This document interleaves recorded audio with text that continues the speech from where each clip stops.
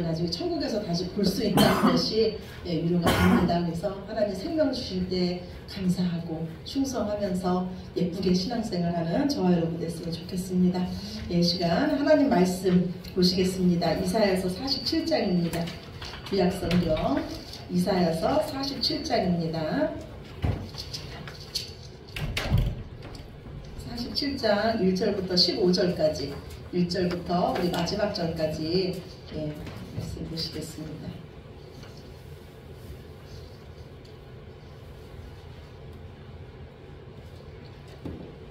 제 성경책으로 1024쪽입니다.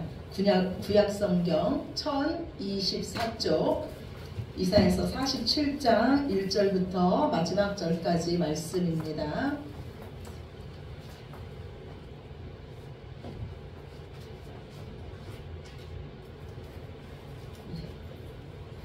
네, 한 절씩 교독하시겠습니다. 처녀딸 바벨론이여 내려와서 티끌에 앉으라. 딸 갈대하여 보좌가 없어졌으니 땅에 앉으라. 내가 다시는 곱고 아름답다 일컬음을 받지 못할 것이니라. 내 뜸을 가지고 가루를 갈고 너울을 펼치며 치마를 걷어 다리를 드러내고 강을 건너라. 내 속살이 드러나고 내 부끄러운 것이 보일 것이라. 내가 보복하되 사람을 아끼지 아니하리라. 우리의 구원자는 그의 이름이 만군의 여호와 이스라엘의 거룩한 이시니라. 딸 갈대하여 잠잠히 앉으라. 흑암으로 들어가라. 내가 다시는 여러 왕국의 여주인이라 일컬음을 받지 못하리라. 전에 내가 내 백성에게 노하여 내 기업을 욕되게 하여 그들을 내 손에 넘겨줬거늘 내가 그들을 긍휼히 여기지 아니하고 늙은이에게 내 멍에를 심히 무겁게 메우며 말하기를 내가 영영이 여주인이 되리라 하고 이 일을 내 마음에 두지 아니하며 그들의 종말도 생각하지 아니하였도다. 그러므로 사치하고 평안히 지내며 마음의 여기를 나쁘니라. 나의 자녀가 없도다. 나는 가을로 지내지도 아니하며 자녀를 잃어버린 일도 모르리라 하는 자여 너는 이제 들을지어다. 한날에 갑자기 자녀를 잃으며 가부가 되는 이 두 가지 일이 내게 임할 것이라. 내가 무수한 주술과 많은 주문을 빌릴지라도 이 일이 온전히 내게 임하리라. 내가 내 악을 의지하고 스스로 이기를 나를 부른 자가 없다 하나니 내 지혜와 내 지식이 너를 유혹하였습니다. 내 마음에 이르기를 나쁘니라 나 외에 다른 이가 없다 하였으므로 재앙이 내게 임하리라. 그러나 내가 그 근원을 알지 못할 것이며 손해가 내게 이르리라. 그러나 이를 물리칠 능력이 없을 것이며 파멸이 호련히 내게 임하리라. 그러나 내가 알지 못할 것이니라. 이제 너는 젊어서부터 힘쓰던 주문과 많은 주술을 가지고 맞서라. 혹시 유익을 얻을 수 있을지 혹시 놀라게 할 수 있을는지 내가 많은 계략으로 말미암아 피곤하게 되었도다. 하늘을 살피는 자와 별을 보는 자와 초하는 날에 예고하는 자들에게 일어나 내게 임할 그 일에서 너를 구원하게 하여 보라. 보라 그들은 촉에 같아서 불에 타이니 그 불꽃의 세력에서 스스로 구원하지 못할 것이라. 이 불은 덕기한 시들이 아니요 그 앞에 만지는 것은 불도 아니니라. 내가 같이 힘쓰던 자들이 내게 이같이 되리니 어려서부터 너와 함께 장사하던 자들이 각기 제 길로 흩어지고 너를 구원할 자가 없으리라. 아멘. 예. 여러분은 점점 나아지는 인생을 살고 싶으십니까? 아니면 점점 어려워지는 인생을 살고 싶으십니까?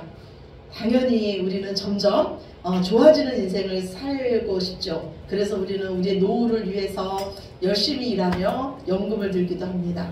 그리고 또한 노후 준비가 안 된 상태에서 우리 수명이 점점 늘어난다는 것은 우리의 또 하나의 걱정거리가 되고 있습니다. 그러나 하나님은요, 지난주에 우리에게 말씀하시기를 내가 너를 지었기에 너의 태어남과 동시에 네가 백발이 되기까지 내가 노년이 되기까지 너를 안고 품고 구하여 내리라고 우리에게 약속해 주셨습니다. 그래서 우리는요, 어떤 일을 만나도 그 일 때문에 걱정하는 자가 아니라요, 그것 때문에 더욱더 하나님을 의지하며 하나님의 일을 기대하는 자인 줄로 믿으시기 바랍니다. 아멘. 하나님은 우리 인생의 시작을 아시고 끝을 아십니다. 우리 인생의 모든 스토리를요, 하나님께서 쓰셨어요. 여러분 드라마 많이 보시지 않습니까? 드라마에 보면요 꼭 등장하는 사람들이 있어요. 그 사람이 누구냐면 바로 악인들이에요. 악인이 등장하지 않으면 재미가 없죠. 그리고 그 악역을 맡은 그 악인들 때문에 주인공인 그 선한 자가 더 부각됩니다. 그리고 대부분의 드라마를 보면요 해피엔딩으로 끝나요. 해피엔딩은 뭐냐면 그동안 거짓된 모든 것들이 다 드러나고 진실이 드러나고 선한 자가 승리하는 겁니다.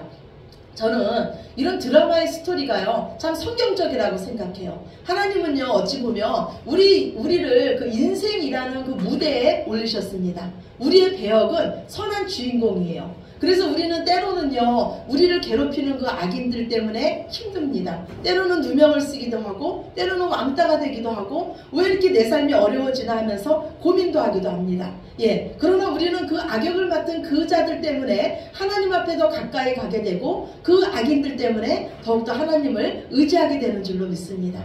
하나님께서 쓰신 우리 인생의 이 대본은요 해피엔딩입니다. 진실은 반드시 밝혀지며 우리의 끝은 웃음으로 끝날 것입니다. 많은 사람들이요 신데렐라 신드롬에 열광합니다. 신데렐라라는 뜻은요 재투성이 아가씨라는 뜻이에요. 부엌댁이었던 이 신데렐라가요 왕자와 결혼해서 공주처럼 살아가는 것, 왕비처럼 살아가는 것을 모든 사람들이 소원합니다. 또 내가 비록 흙수저를 물고 태어났어도 왕자님을 만나서 공주, 금수저 되는 그 삶을 살기를 우리는 원합니다. 그런데요 바로 저와 여러분이 이 신데렐라입니다. 우리는 죄악 중에 태어났어요. 우리는 티끌에 불과했습니다. 우리에게는 사망이라는 운명이 결정되어 있었습니다. 그런데 하늘나라 왕자님께서 우리를 구하러 이 땅에 내려오셔서 우리를 품고 당신이 앉으신 그 왕의 보좌에 우리를 앉히셨습니다. 우리의 처음은 마귀의 종이었는데 우리의 나중은 하나님의 자녀가 됐으며 하늘나라 왕자님인 예수님의 신부가 되었습니다. 우리는요 점점 나아지는 인생을 지금 살고 있는 것입니다. 아멘이십니까? 아멘. 예. 그러나요, 이 신데렐라와 거꾸로 된 삶을 사는 자들도 있습니다. 처음에는 좋았는데 결국은 멸망으로 가는 그런 인생을 사는 자도 있어요. 그 자들이 바로 누구냐면 오늘 성경에 등장하는 이 바벨론입니다. 하나님은요 지난주에 이 바벨론의 대표적인 신인 벨과 느보가 구부러지고 엎드려지면서 평생 그들이 의지했던 그 신이 이제는 너희의 짐짝이 되는 신세가 될 것이다. 전혀 너희에게 도움이 안 되고 오히려 너희에게 피해를 입히는 그런 신세가 될 것이라고 말씀하시면서 바벨론의 멸망을 말씀하셨습니다. 오늘 하나님은요 또 이 바벨론 나라의 멸망을 다시 한번 또 말씀하세요. 이 남유다라는 작은 나라의 이사야 선지자를 통해서 그 당시의 대제국이었던 이 바벨론의 멸망을 말씀하십니다. 당시 이 예언은요 모든 사람들이 이 이사야 예언을 들었을 때는 비웃었을 거예요. 어떻게 저 나라가 멸망할 수 있을까 했을 겁니다. 그러나요 하나님은 하나님의 말씀대로 이 바벨론은요 한순간에 순식간에 하나님께서 세우신 왕 고레스에 의해서 멸망당하고 맙니다. 하나님의 뜻은 반드시 이루어집니다. 하나님의 말씀은 반드시 성취됩니다. 오늘은요 하나님께서 이 바벨론을 한 여인의 비유를 하세요. 하나님은 이 바벨론을 여인에 비유하시면서 어린 시절부터 이 여인이 늙어서까지 그 연령층을 점점 높여가시면서 오늘 말씀하고 있습니다. 첫 번째 1절에 보면 하나님은 바벨론을요 처녀에 비유하십니다. 이 당시는요 대부분의 여인들이 10대에 결혼을 했어요. 그러니까 여기서 처녀라는 말은요 아주 어린 여자아이를 뜻합니다. 그래서 이 바벨론이 어린 시절에는요 아무 부족함이 없는 공주와 같은 삶이었다는 거예요. 곱고 아리따워서 모든 사람이 흠모했다는 것입니다. 왕궁에서 태어나서요 호화로운 옷을 입고 있었고 손에는 물 한 방울 맞추지 않았으며 비단 방석과 호화롭게 장식된 그 의자에 앉아 있었습니다. 그런데 이 처녀 공주 바벨론이요 지금 티끌에 앉아 있습니다. 귀하게 자란 공주가요 먼지 구더기 속에 앉아 있다는 것은요 바벨론이 철저하게 멸망당할 것을 의미합니다. 공주였던 이 바벨론이요 노예 신세가 돼갔고요 맷돌을 갈고 우리 옛날에 보면은요 그 사극 같은 데 보면은 그 여주인들 마님들은 나갈 때 그냥 나갑니까? 머리업을 쓰고 나갑니까? 쓰고 나가죠. 이렇게 너울 같은 걸 쓰고 나가죠. 종들은 그런 거 안 쓰고 나가지 않습니까? 근데 오늘 성경에 보니까 뭐라 그러냐면요, 이 공주였던 바벨론이요, 맷돌을 갈고 그 베일을 쓸 수 없는 상황이 됐다는 거예요. 노예가 됐다는 거예요. 노예 신분이 됐다는 거예요. 그리고 이제까지는 배를 타고 강을 건넜던 그 여인이 이제는 치마를 걷고 강을 건너는 신세가 되었다고 합니다. 여기서 더 나아가서요, 이제 내 속살이 드러나고 내 부끄러움이 보일 거라고 말씀해요. 이거는 여인으로서 가장 큰 수치로서요, 전쟁 포로가 돼서 성폭행까지 당할 거라는 말씀입니다. 하나님은요, 이 강대국이었던 이 바벨론이요, 이처럼 수치스럽게 완전하게 멸망할 것을 말씀합니다. 그리고 이어지는 이 이사야의 예언은요, 바벨론을 여러 왕국의 여주인 노릇을 하는 그런 자라고 비유하고 있습니다. 그러면서 이 여주인은 뭐라고 말하냐면, 자신은 절대 가부가 될 일이 없다고 자만하면서 이렇게 기부인 행세를 하고 있습니다. 이 여인의 호칭을 오늘 성경은 사치를 좋아하는 자라고 말하고 있습니다. 이 여인은 말하길요, 남편과 자녀와 함께 나는 한평생 평안하게 살 것이다, 나는 영원히 살 것이라고 착각하면서 교만을 떨고 있습니다.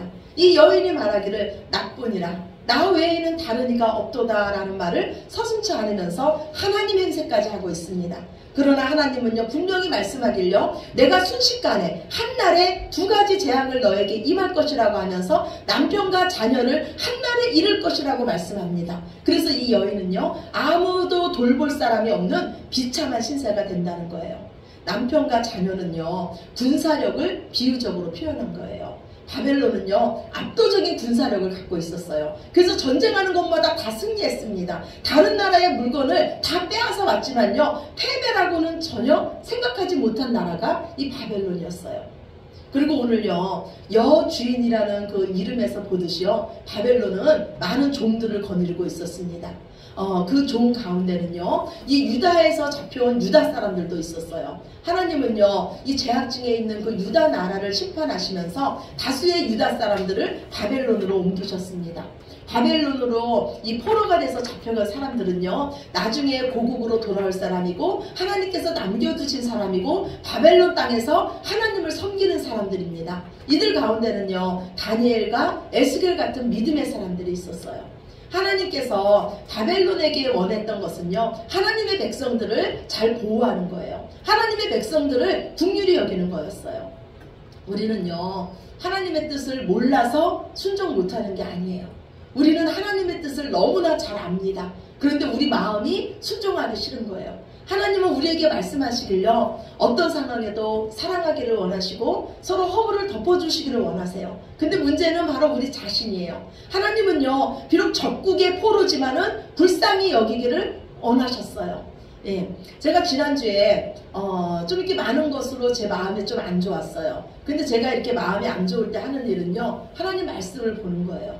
왜 그러냐면 하나님께서 이럴 때 나에게 어떤 말씀을 주실까? 어떻게 행동하기를 원할까? 그거를 제가 더 듣고 싶어서 하나님 말씀을 봅니다. 그래서 핸드폰으로 하나님 말씀을 딱 열었는데 펴진 말씀이 이사야서 2장 말씀이었어요. 하나님은 말씀하시길요, 내가 열방 사이를 판단하며 많은 백성을 판결할 거라고 말씀했어요. 하나님 무슨 말씀이냐면 내가 모든 것을 다 알고 있다는 거예요. 내가 판결한 것이란 거예요. 그러면서 하나님은 또 말씀하시기를 이제는 너희는 칼을 쳐서 보습을 만들고 창을 쳐서 낫을 만들으래요. 공격 무기를 가지고 농기계를 만들으라는 거예요. 서로 전쟁하지 말라는 거예요. 하나님께서 저에게 원하셨던 거는 분쟁이 아니라 화평이었어요. 우리의 모든 것을 판결하시는 분은 하나님이셨어요. 제가 할 일은 모든 사람들과 화목하는 것이었어요. 그러면서 하나님은 말씀하시기를 오라 여호와의 빛에 행하라고 말씀해요. 내게 오라는 거예요. 내게 받은 은혜를 기억하면서 하나님 말씀 안에서 행하라고 하셨어요.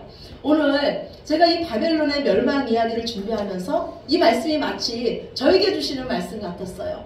저에게 있는 모든 것은 하나님께서 주신 것인데 저는 가정에서도 교회에서도 어찌 보면 여주인 행세를 하고 있지는 않았나? 이런 생각을 제가 해봤습니다. 하나님께서 제게 하나님의 사람을 맡겨두신 것은 믿음의 사람으로 잘 양육하라고 하나님의 살아계심을 보이라고 제게 맡겨주신 건데 저는 제 마음대로 하려는 이 마음이 커서 하나님께서도 말씀하셨는데도 저는 화목하기가 싫었어요.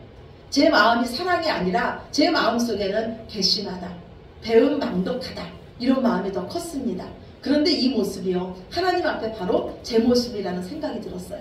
하나님은 제 모든 죄를 용서해 주시고 1만 달란트를 제가 탕감받았는데 100데나리온 빚진 자를 용서해 주지 못하는 그런 바로 제 모습이었습니다. 참 제일 어려운 게, 이 세상 살아가면서 제일 어려운 게 바로 관계인 것 같아요. 끝까지 사랑한다는 것이 제일 어려운 것 같아요. 오늘 여주인의 삶이 어떻습니까? 오늘 본문 10절 말씀을 보면 나뿐이다, 나 외에는 다른 이가 없다, 이렇게 말합니다. 자신이 하나님 자리에 올라가 있는 거예요. 그리고 자신의 종들에게는 관심이 없어요. 다만 나뿐인 인생, 나만 아는 인생, 주변의 어려움에는 눈을 감는 인생입니다. 저도 어찌 보면 제 마음엔요, 이런 마음이 있었어요. 이제 네 인생 네가 알아서 살아, 내가 더 이상 간섭하기 싫어 하면서 제가 관계를 끊으려고 했습니다. 그러나 하나님께서 저에게 원하셨던 것은 서로 짐을 지어줌으로써 그리스도의 법을 성취하라는 거였어요. 하나님은 분명히 말씀하시기를 긍휼히 행하는 자를 내가 긍휼히 여기고 긍휼히 여기지 않는 자에게는 긍휼이 없는 심판이 있을 것이라고 말씀했습니다. 정말 두려운 거는 뭐냐면요, 제 마음이 변하는 거예요. 이전에 한 집사님 가정이 저희 교회를 나가시면서 하시는 말씀이 있었어요. 목사님이 변했다는 거예요. 그리고 지난주에 한 집사님이 나가면서 교회가 춥다고 했어요. 또 한 자매가 하는 말이 교회의 공기가 달라졌다고 했어요. 저는 그냥 우리 교회가 난로가 많이 안 틀어져서 추웠나 했는데 그 집사님 마음이 추웠구나, 이 생각이 조금 들었어요. 하나님은 사람들의 말을 통해서 저에게 계속 경고하신 겁니다. 빨리 돌이키고 첫사랑을 회복해라. 네가 처음 하나님 앞에 섰을 때 그 사랑을 회복하라고 했어요. 저를 위해서 많이 기도해 주시기 바랍니다. 저는 정말로 하나님 말씀만 아는 바보가 되고 싶어요. 정말 사랑이 많은 목회자로서요, 진실한 목회자가 되고 싶습니다. 여러분, 이걸 위해서 기도해 주시기 바랍니다. 이제 하나님은요, 이 바벨론을요, 노년기의 그 여인으로 비유를 합니다. 바벨론의 그 모습을요, 마치 어두운 방구석에 앉아서 미워하는 자들에게 저주의 주술을 퍼붓고 있는 노파와도 같습니다. 그러나 그 젊어서부터 힘썼던 그 주문과 많은 주술들이 이제 아무 힘을 발휘하지 못합니다. 당시 바벨론은요, 천문학이 발달했어요. 그래서 이것이 점성술과 연결돼서요, 전문적으로 연구하는 자들이 있었습니다. 즉 바벨론은요, 학문적으로 체계화된 미신을 섬기고 있던 나라였어요. 하나님은요, 저들이 하나님을 믿지 않고 자신들 나름대로 정리한 미신을 따라서 미래를 예측하는 모습을 오늘 비웃고 계십니다. 그리고 너희가 그들에게 한번 물어보라 그래요. 그것이요 심판의 날에 불타 없어질 것이라고 하나님은 선언합니다. 세상의 모든 것은요, 하나님의 뜻에 의해서 이루어집니다. 지금 세상 사람들의 눈에 의하면요, 세상적인 학문이요, 이 하나님의 말씀 성경보다 훨씬 나은 것으로 보입니다. 과학이 성경보다 훨씬 으뜸인 것으로 보입니다. 그러나 결국은요, 세상 학문이 하나님 말씀 앞에 무릎 꿇을 날이 반드시 올 것입니다. 바벨론은요, 자신이 왜 망했는지를 알지 못했어요. 근데 오늘 하나님은요, 내가 그들을 심판했다고 말씀합니다. 즉 바벨론이, 그 강대국이었던 바벨론이 한순간에 멸망한 것은요, 하나님의 섭리였어요. 우리는요, 하나님 앞에 모두 다 죄인입니다. 모두 다 똑같은 죄인이에요. 바벨론이나 우리나요, 다를 게 없어요. 그런데 한 가지 큰 차이점이 있습니다. 그것은 바로 우리에게는 구원자 되시는 하나님이 계시다는 거예요. 그러나 바벨론은 멸망할 때 그들을 구원할 자가 없다는 거예요. 제가 교만해서요, 방자하게 행할 때 저에게는요, 참 복이 뭐냐면 하나님의 말씀이 들렸다는 거예요. 돌아올 기회가 있다는 거예요. 회개할 기회가 있다는 거예요. 그게 바로 축복입니다. 오늘 3절 말씀에 보면요, 하나님께서 바벨론을 심판하실 때 내가 사람을 아끼지 아니한다고 말씀하세요. 즉 하나님의 심판 앞에 그 바벨론 나라 중에는요, 하나님 앞에 서서 그 나라를 중보할, 그 나라를 변호할, 그 나라를 중재할 그 한 사람이 없었다는 거예요. 그러나 우리에게는 구원자가 계십니다. 우리에게는 하나님 앞에서 우리를 중보할 예수 그리스도가 계신 줄로 믿으시기 바랍니다. 아멘. 오늘 보면 4절 말씀 다시 한번 읽으시겠습니다. 오늘 이사야서 47장 4절입니다. 우리의 구원자는 그의 이름이 만군의 여호와 이스라엘의 거룩한 이시니라. 아멘, 아멘. 우리에게는 구원자 대신 하나님이 계십니다. 하나님께서 우리를 사랑하시고 언제나 우리 편에 계십니다. 오늘 하나님의 그 대적자 위치에 있던 이 바벨론이 어떻게 멸망하는지 하나님 우리에게 똑똑히 보여주셨습니다.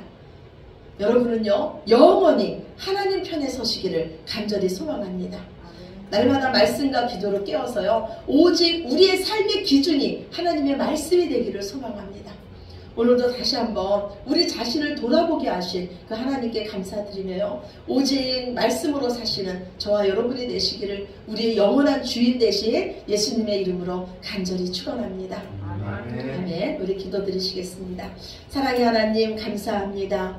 우리는 여전히 연약하고 우리는 여전히 죄인입니다. 그래서 우리는 날마다 하나님께서 주시는 말씀이 필요합니다. 주님 말씀과 기도로 저희들이 깨어있게 하여 주시며 하나님의 말씀이 들려질 때 우리가 그 말씀에 온전히 순종할 수 있는 믿음을 더하여 주시옵소서. 오직 주님만 아는 자들이 되게 하여 주시며 정말로 하나님께서 세상을 얼마나 사랑하시는지 그 하나님의 사랑을 가지고 세상으로 나아갈 수 있는 저희들 모두 되게 하여 주시옵소서. 아멘. 모든 영광 아버지께 올려드리며 사랑이 많으신 예수 그리스도의 이름으로 간절히 기도드렸습니다.